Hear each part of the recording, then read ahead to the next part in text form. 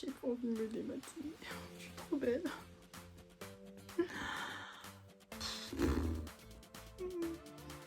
Bon, allez.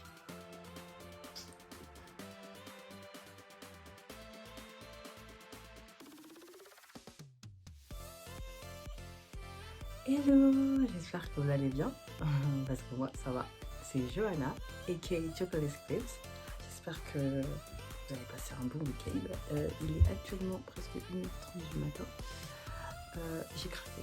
Ça fait tellement longtemps que je ne me suis pas make-upée et fait un peu belle, quoi. J'ai quelque chose à mes cheveux que là, j'ai craqué.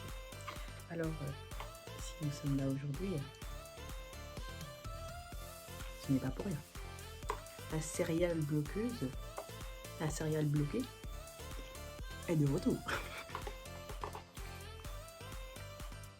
Donc, assieds-toi, prends du popcorn, une bonne petite boisson, ton petit thé si tu veux.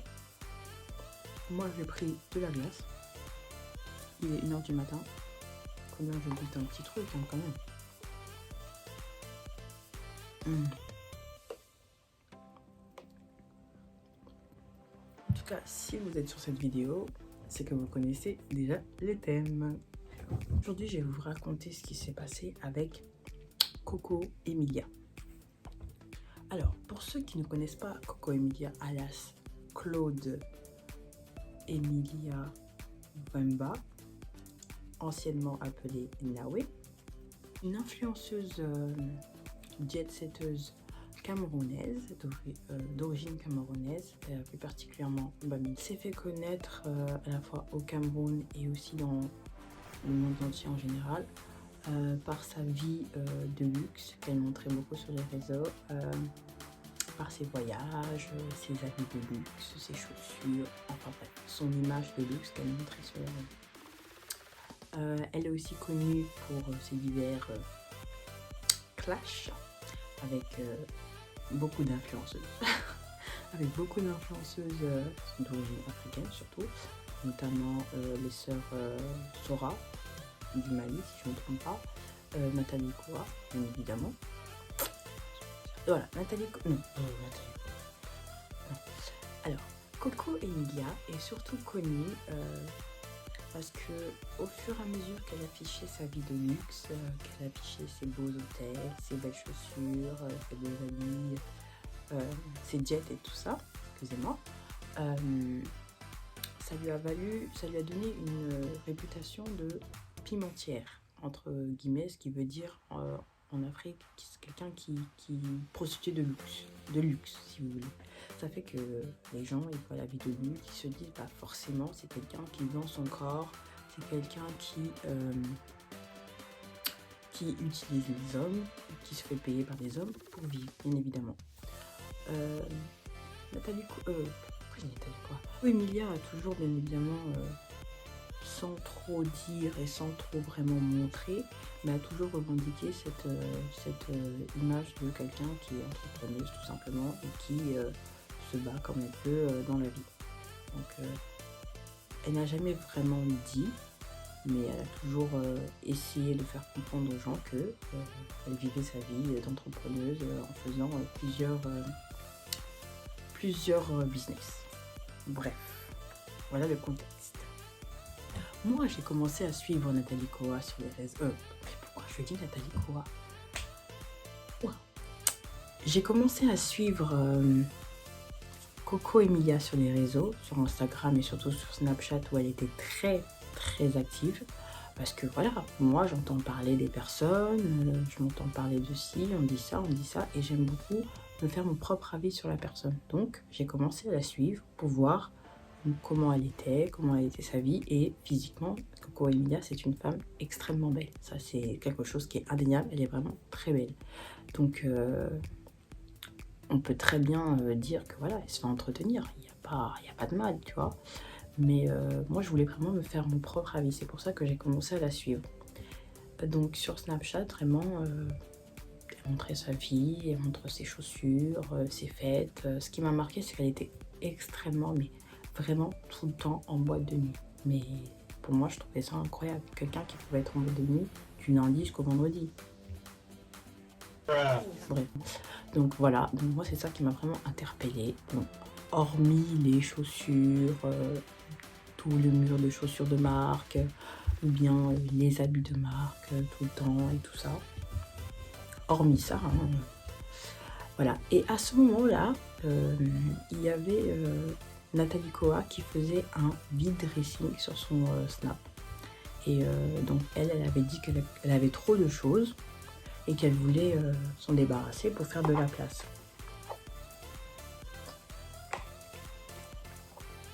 Tiens.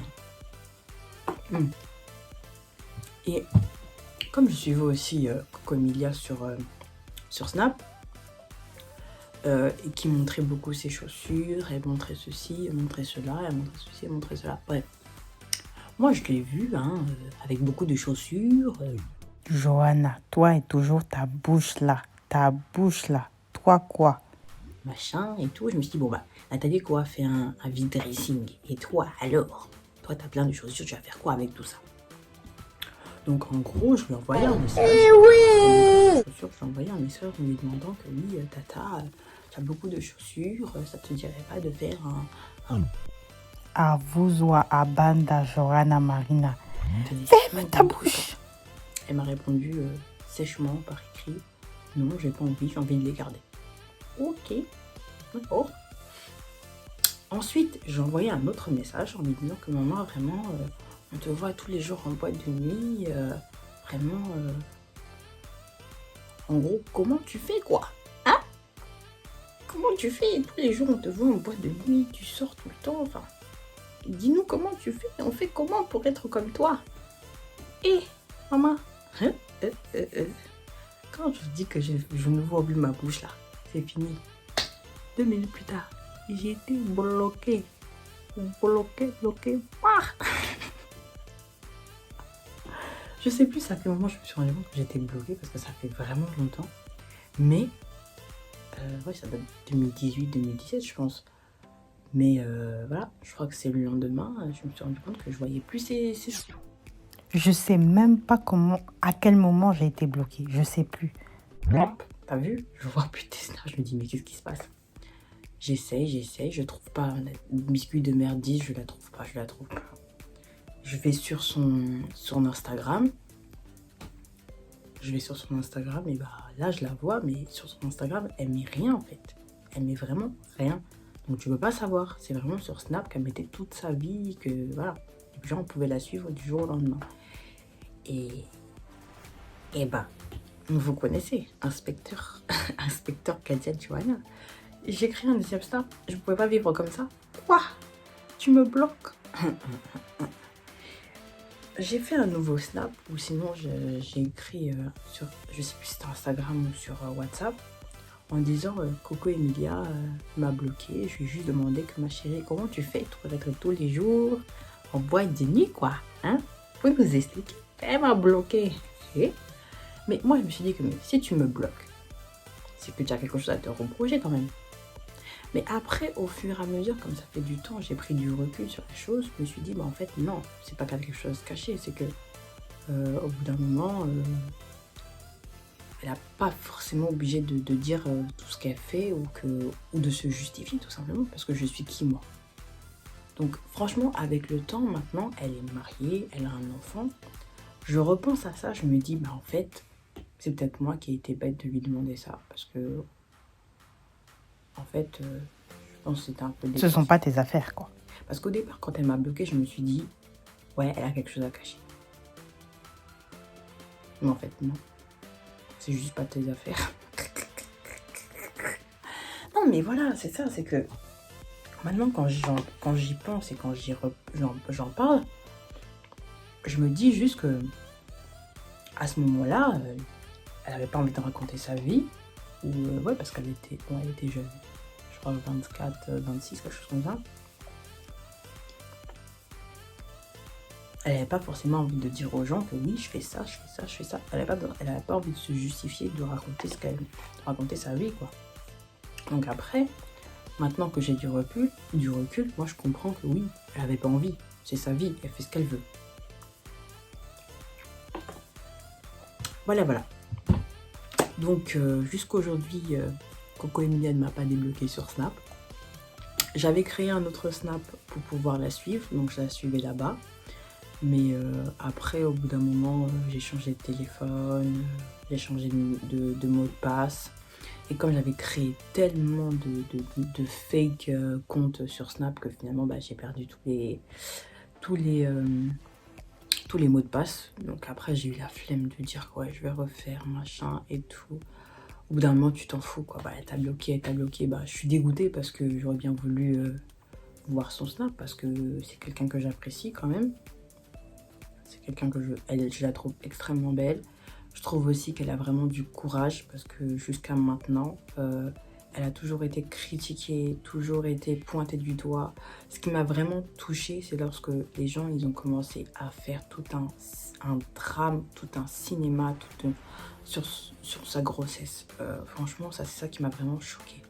Vous êtes là, vous vous acharnez sur une personne qui est enceinte, qui porte un être vivant dans son ventre, mais des gens qui sont malades. Donc vraiment, au fur et à mesure de la voir et de voir comment elle se bat contre des gens qui sont toujours en train de la vilipender, de l'accuser, au final tu te dis mais en fait c'est que des jaloux, c'est vraiment que de la jalousie. Par exemple l'histoire qui s'est passée avec Nathalie Koa, en fait, elles se sont rendues compte que elles n'avaient aucun problème toutes les deux. C'est les gens sur Facebook, sur Instagram, sur Snap qui les montaient les unes sur les autres en fait. Mais elles se sont assises, elles ont discuté, elles se sont rendues compte que en fait on n'a aucun problème toutes les deux. Donc franchement moi je pense que les réseaux, les gens ils en font vraiment beaucoup. C'est même les gens qui inventent des clashs pour que les influenceurs ou les stars se cognent entre elles, et c'est vraiment dommage. Au jour d'aujourd'hui, je suis toujours bloquée. Ce n'est pas grave, je la suis toujours sur Instagram, elle ne m'a pas bloquée. De toute façon, j'ai fermé ma bouche, hein. Je veux plus qu'on me bloque. Donc, je suis toujours bloquée sur Snap, et au final, bon, je cherche plus trop à regarder. Si je peux, je regarde, sinon tant pis. Voilà, donc je vous souhaite une bonne nuit, une bonne journée en voyant cette vidéo, que vous soyez le matin, le soir, l'après-midi, bref, voilà. Donc merci d'avoir regardé ma vidéo, j'espère que vous allez avoir plein de bons retours, je vais avoir plein de bons retours. Les fossiles viennent de chez Beauté Colorée. J'ai utilisé le liner adhésif que j'étais eu chez une fille haïtienne, Ali Dorvin, voilà, Beauty. Elle est au Canada. C'était vraiment pour, voilà, j'en avais besoin, elle m'a proposé et puis je l'ai pris directement. Alors c'est la première fois que je mettais des fossiles moi-même, toute seule, et franchement ça va. Franchement je trouve que je me suis bien débrouillée, je trouve. Bon, j'ai profité de ce petit make-up pendant un bon moment. Là ça fait déjà presque 15 minutes que je bavarde. Je vais vous laisser et on se retrouve bientôt. Bye bye.